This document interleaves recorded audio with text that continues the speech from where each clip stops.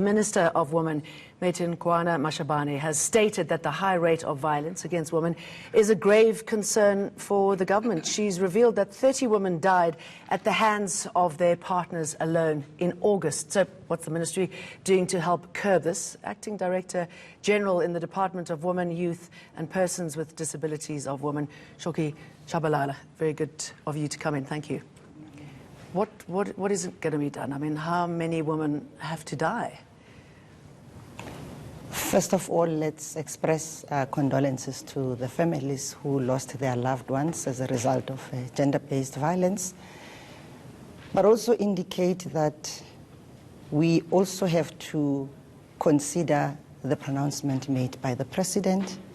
I think they take us a step ahead, and we should also make sure that we prioritize those and fast-track implementation in that regard. What I have also observed from the President's statement is the whole issue of reviewing those cases that have already been withdrawn. Because a lot of women, as and when we consult on the National Strategic Plan that we've already crafted, they do emphasize that I've reported, nothing has happened, or the case has just been withdrawn.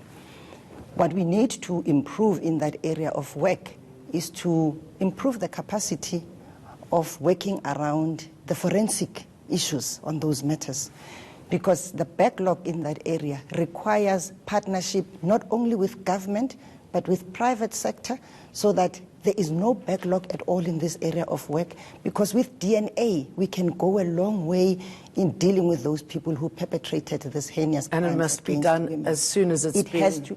We are already in engagement. We will be making sure that at the end of the day, this matter is actioned speedily as pronounced by the President in partnership with private sector, because as government alone, we couldn't handle the issue of backlogs. And the private sector element is interesting because a problem that many women face, it's the police themselves.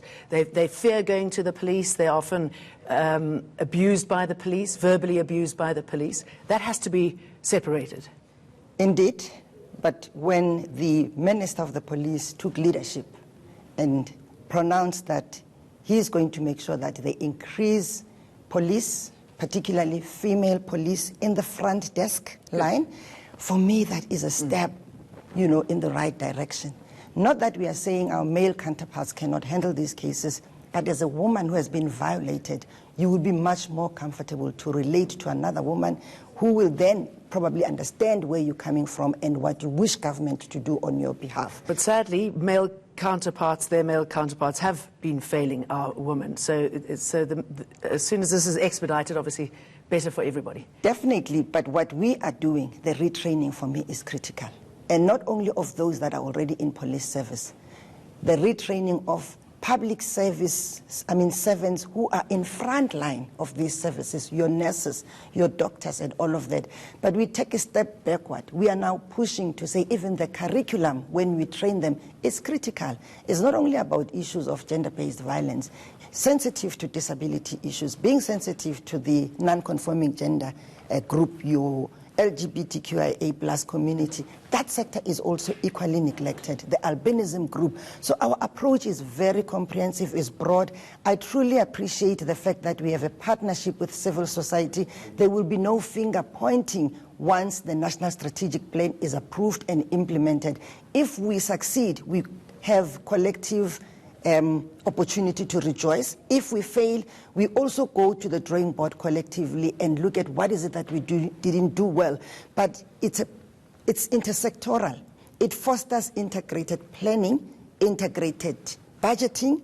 We have just approved a gender-responsive planning budgeting framework, which in itself is compelling departments to emerge with indicators that are going to be measurable, that are going to be costed, and in that way, make people accountable. Yes. Let me ask you briefly, though. Okay, so this is the end point. I mean, the damage has already been done by the time the women get to these areas.